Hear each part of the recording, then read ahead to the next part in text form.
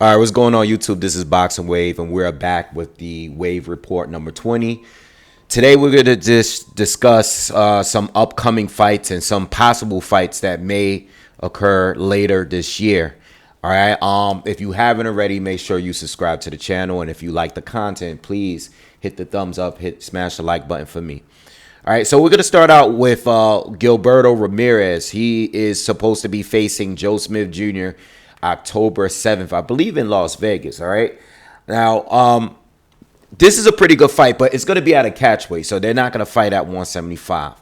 Now, both of these fighters, I believe, are both are coming off losses. Zurdo had lost to Dimitri Bivol. All right, he lost to Bivol, and we haven't seen him since. He was supposed to make a return against Gabe Rosado, but he came super overweight. All right.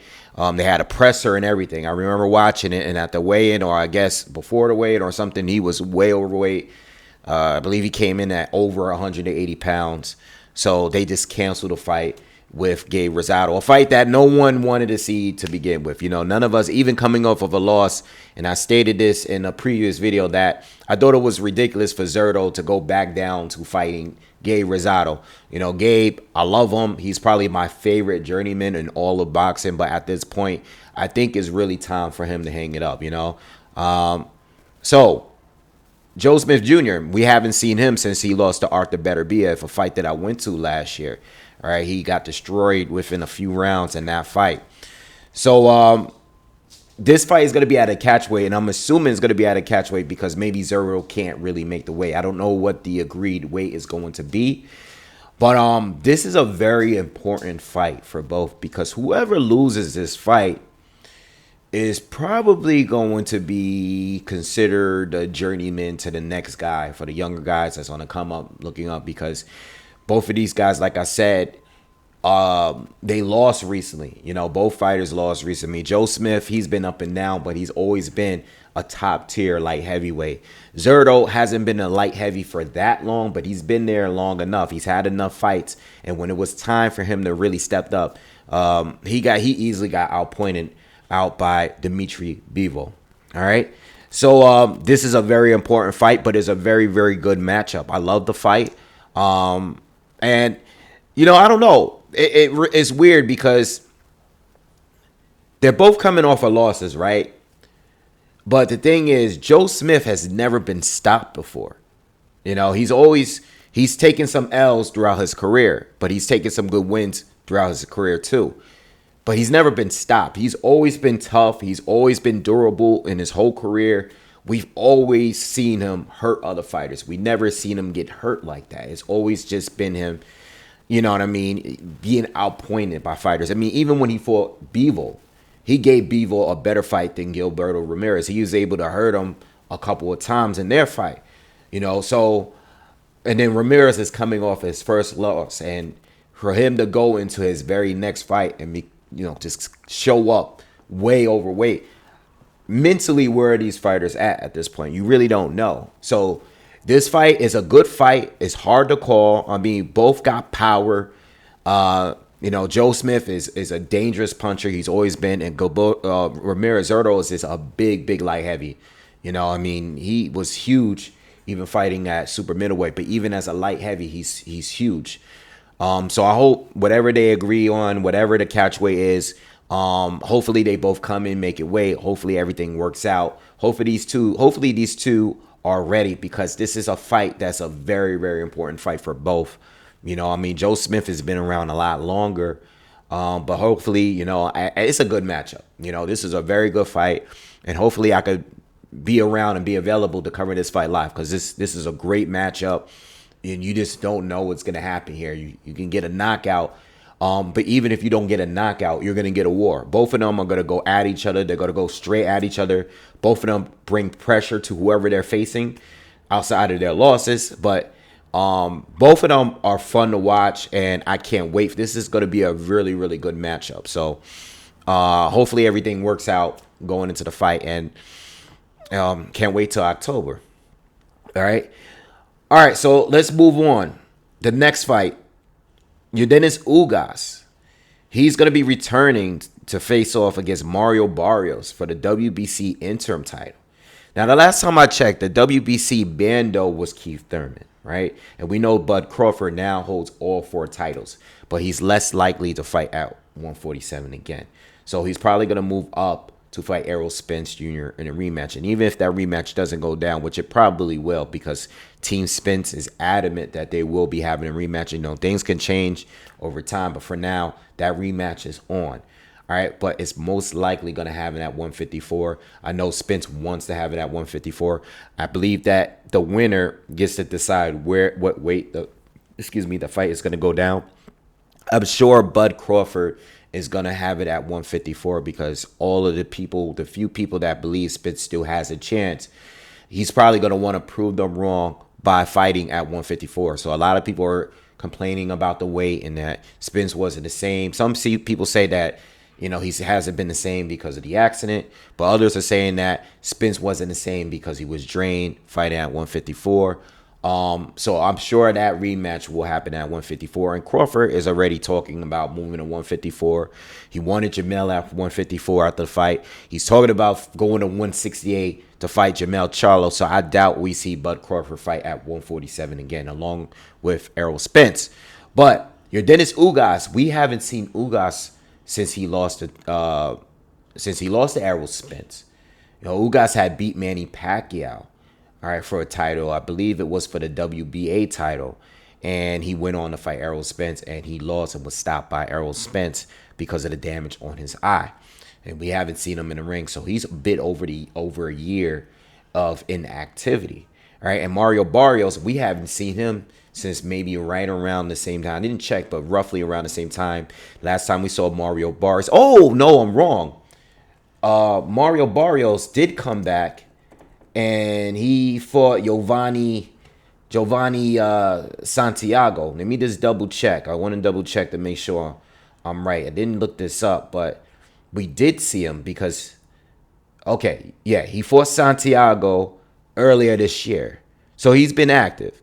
So he fought Tank Davis back in 2021, moved up to 147, fought Keith Thurman, lost the fight to Keith, but gave Keith some trouble in that fight. He was able to hurt Keith Thurman in that fight, showed good toughness in his first fight up at 147 against a puncher like Keith Thurman. All right, and even though he lost, it wasn't a bad performance. His face got kind of mangled in that fight, but so he fought Keith Thurman, and he came back and punished Giovanni Santiago earlier this year, right? Stopped him in 8, but it was a dominant. He won every round. And Santiago is the guy that we saw him get Broner a lot of trouble. You know, I think a lot of people felt that he beat Broner. All right, even though that's not saying that much at this point, but it's not a bad fight. It really isn't a bad fight. I've been saying for the last, you know, I've been saying for a while, ever since Ugas lost to Spence, and maybe even before that Ugas and Keith Thurman should face each other. You know, and now they're going to have a common opponent in Mario Barrios. But it's not an easy fight. You know, Barrios is a sleeper. You know, I don't think he's going to beat the top tier in the division. You know what I mean? But as a guy that you can't sleep on, you definitely can't sleep on Barrios at this point. And if Ugas is not on point, I mean, Ugas, he's taken his losses over the year. Most of them was down in the junior welterweight division where, you know, I felt like he was too big at that division. He's fought better fighters at 147, and he had more success at 147.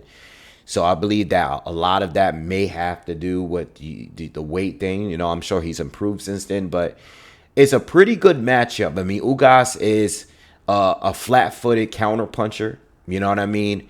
And Mario Barrios can fight a rangy fight. He has solid power. He is durable.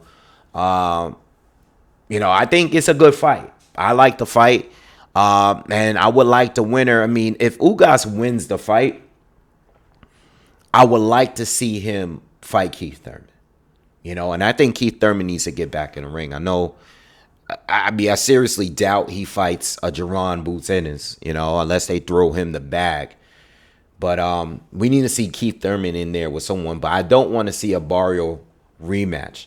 But if Barrio wins this fight against Ugas, he's probably going to be in a position to fight Keith Thurman or again, you know. So we just got to wait and see. I know Keith Thurman is kind of looking for a big fight, a big money fight, you know, because he probably doesn't have that much time to go, and he wants to get paid. You know what I mean? So I understand that. But this fight here between Ugas and Barrios is actually a pretty good fight. Ugas is coming off of the loss, but this is a fight where you can't sleep on Barrios. You know what I mean? Tough fight. You know, I can't even tell you where I'm leaning towards right now because I'm really not sure. I don't know where Ugas is at getting stopped the way he did, you know, and being out of the ring for this long. But this is going to be on the undercard of Canelo and Charlo, so that's next month. So it'll be about a year and a half since Yordenis Ugas has last fought anyone. You know what I mean? So I like the fight. I don't know what it means for the winner as far as the next fight after, but I do like the fight. You know, I'm feeling the fight, and I can't give you a definite winner. I'm definitely going to have to do film study for that one. You know, I'm kind of slightly, if I had to pick a winner right now, I'm slightly still leaning towards Ugas, but I'm really not sure because I do like Mario Barrios, though. All right. So for the next fight, Guy Opetaia, all right, the IBF champion, beat, who did he beat? He beat Briedis, Marius Briedis. He beat him at cruiser in his last fight. Guy injured though. I believe he broke his jaw in that fight. So he's been out of the ring for some time. But he's going to be making a return. We thought we was going to get a rematch between him and Briedis. But he's going to be making a return to defend his IBF championship at cruiserweight against Jordan Thompson. Now, if you're not familiar with Jordan Thompson, he's a guy, I've seen him fight a couple fights on the undercards, on some British fights. Very tall cruiser, 6'6", pretty quick, pretty athletic fighter. Pretty good, you know, looks like a heavyweight, but he's big. He's pretty, like I said, he's pretty quick, athletic.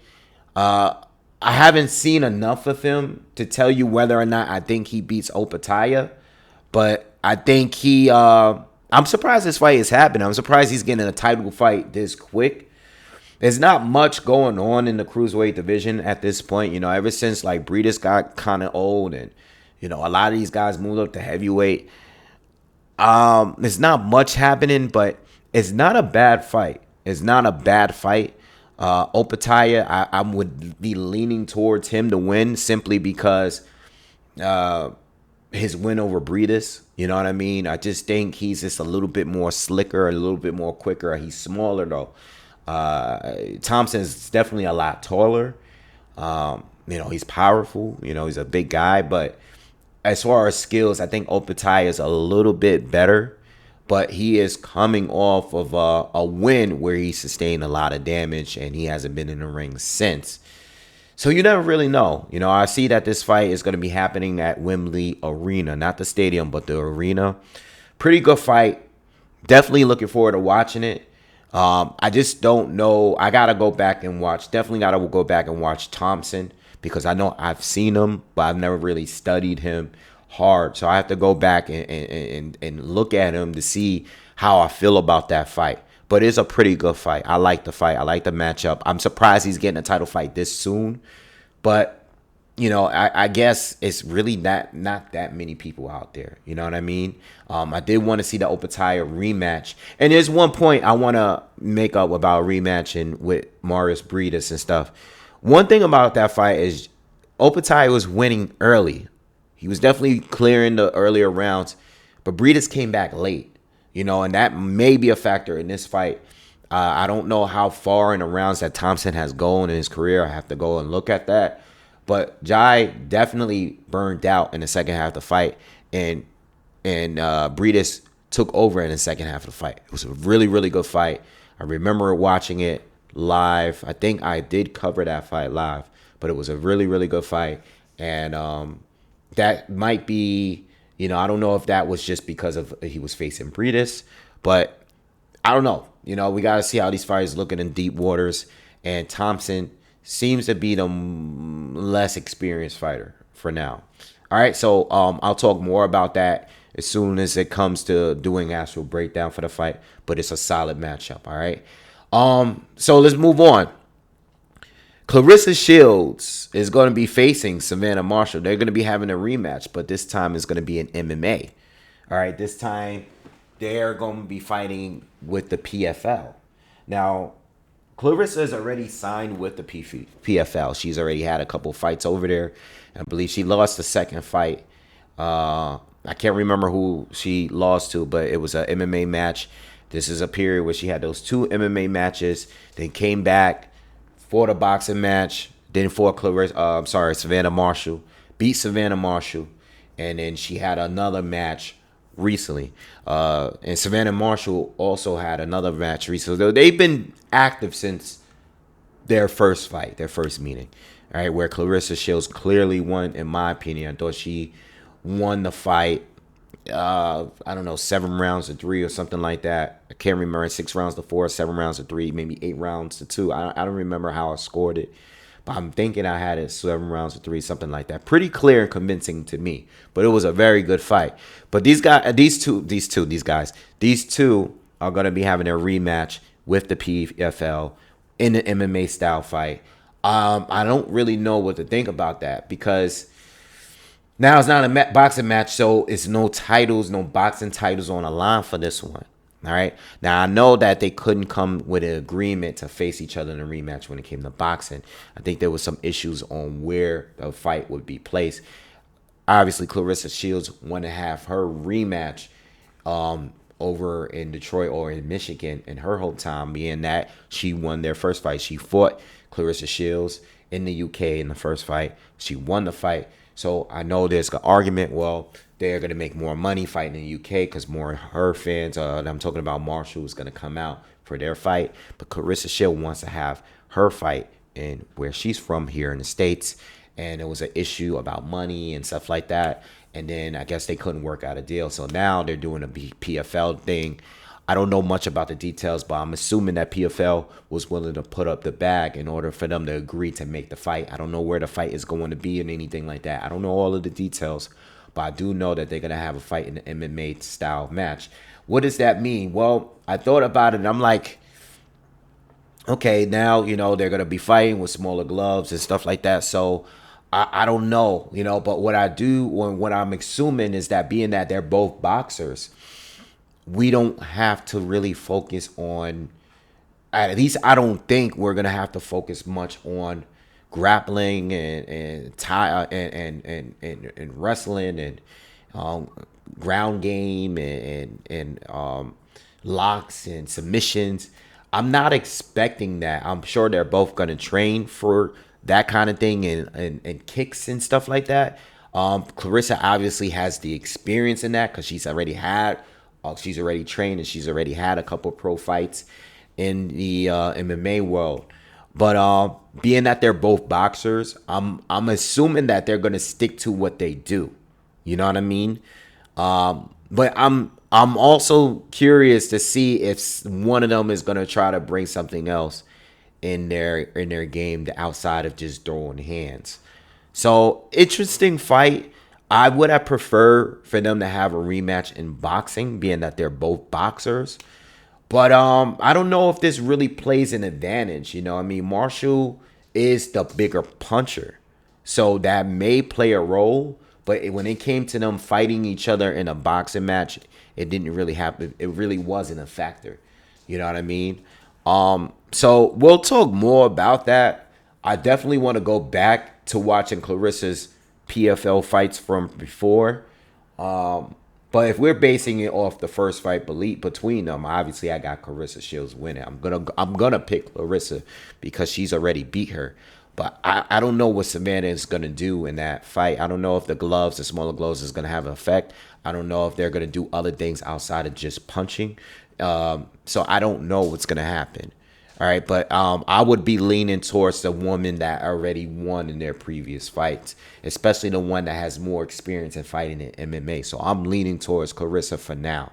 All right, but let's move on to the next fight. Tszyu against Brian Mendoza, October 15th in Australia. And you know what?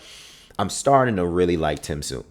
And I said this before because I like the fact that he's just staying active. You know what I'm saying? He wanted the Jermell Charlo fight. He was waiting for Jermell. He wanted his opportunity to fight for Undisputed. You know, Jermell had the injury, you know, and now he moved up to fight Canelo Alvarez, which I don't blame him for. Anyone to take that fight. Even Tszyu said it himself. It's Canelo, so it is what it is. But Brian Mendoza is a good opponent. You know, he recently knocked out Sebastian Fundora, and he is the WBC interim champion. All right. So with that being said, this fight is going to be two titles sort of on the line here. Now, Tszyu has already been elevated by the WBO, being that he was the Mando for Jermell Charlo with the WBO. He's been elevated now since Jermell has moved up to 168. So he's still at the fight with Canelo. Jermell is still going to be considered undisputed champion, moving up to fight Canelo Alvarez, who's also undisputed at 168. But as far as 154, technically Tszyu is now the champion at 154 with the WBO. So he's going to be defending the WBO strap that night when he fights Brian Mendoza. Mendoza is the interim WBC champ. So whoever wins this fight will be mandatory again for Jermell Charlo's straps. Jermell Charlo's straps is not on the line. And as far as I'm concerned, he's still the WBC, the WBA, and the IBF championship. We know there's a lot of talk with Terrence Crawford right now as far as him getting a shot at Jermell Charlo for those titles. But again, we don't know how this is all going to work out with Crawford, Spence, the rematch, that situation. And the whole, you know, we just don't know. We just got to wait and see. But there's a chance where, and I believe that if Tszyu is to win this fight against Brian Mendoza, there is a huge chance that Terrence Crawford might, if he can't get Canelo or Jermell, he may be facing Tszyu. I think Tszyu is the front runner for a Terrence Crawford fight in his next fight, because I can see Tszyu, if Crawford is willing to do it, I can see that Tszyu in Australia, they're willing to pay money to get these fighters to come out there to face him. They did it with Tony Harrison. Tony Harrison seemed to be very happy with making the fight and going out there. I'm sure they paid him a good amount of money to take that fight. You know, Carlos Campbell got destroyed out there. And now, you know, Brian Mendoza. This guy has been super active this year. Tszyu has been on a roll, staying active. I love it. I think this is his third fight this year. I love it. And this is why I respect him. And I'm actually a big fan of him now. Wasn't that much of a fan of him earlier. I didn't think he was all that. But I like him now as a fan, and I respect him because I see the improvements with every fight. And he's staying active like a real fighter should be. Not these guys taking a year, 2 years off, all of that. Nah, this dude's staying busy. He's getting busy. And these guys and these promoters and stuff, they're bringing these fighters out there. They're flying them out there, and they're having arena-type events, and I love it. And I like Brian Mendoza. You know, he's coming off of the Sebastian Fundora knockout win.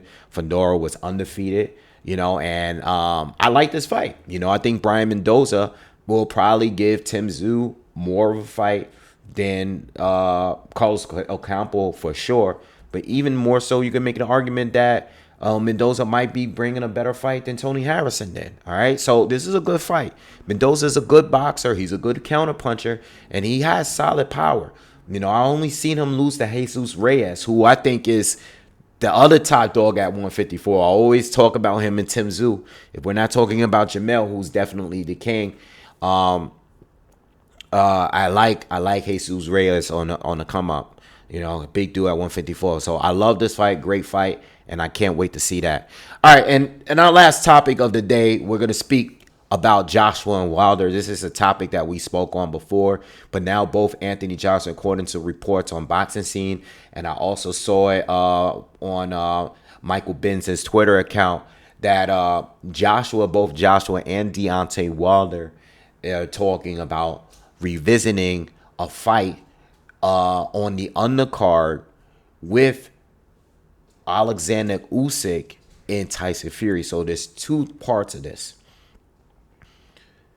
They're supposed to be fighting they're trying to work on getting a fight in Saudi Arabia where there's Tyson Fury and Usyk that's fighting for undisputed, and you're gonna also have Anthony Joshua fighting. The co-main event is gonna be Joshua and Wilder, okay, which is a fight that I've been talking about for years. I recently made another video about it. We've been hearing it's gonna happen. It's not gonna happen. We're hearing Joshua wants another opponent. We're hearing all of this stuff about the fight. I don't know what's going to happen. I don't care where they do it. I don't really care. I don't care if it's on the undercard of this. I don't care if it's in somebody's backyard. I don't care where they have that fight. I just want to see Anthony Joshua and Deontay Wilder face off. You know what I mean? And I want the same for Usyk and Fury. If Fury gets through this fight, the titles with Ngannou's down the line. But if Fury wins this fight, let's get the Usyk fight, work it out, make it work. Let's get some history in there because we don't want this heavyweight division generation to go in the dumpster because these guys just don't want to be undisputed. You got all these undisputed champs at this point. Let's just get it on, make history so we can finalize this generation and leave room for the next guys to come in. Usyk, Fury, Wilder, Joshua, White, all of these guys, Luis Ortiz, Derek Chisora, all great fighters. I love all of those guys, but it's time to move on to the next generation. And I hope these two get the fight going. But there's a two-part deal that they're working on, at least from what Wilder is saying, that he's going to do a 2-fight deal with Joshua. And the first is going to be in Saudi Arabia on the same card as Usyk and Fury. And the second one is supposed to be in Africa. I don't know if they said Nigeria or not, but I know they said Africa. That would be fire. Again, I don't care where the fight happens, but if it does happen in Africa, that would be great. They're both from Nigeria, or they of Nigerian descent. And that would be a great move. That would be great. You know, and I thought about him like, man, you know, we talk a lot about like rematches and stuff that we shouldn't get. You know, I'm not a crazy fan of these rematch clauses and stuff and these 2-fight deals. But you know what? If you're not holding up any titles, I don't care. You guys could do 3 fights if you want.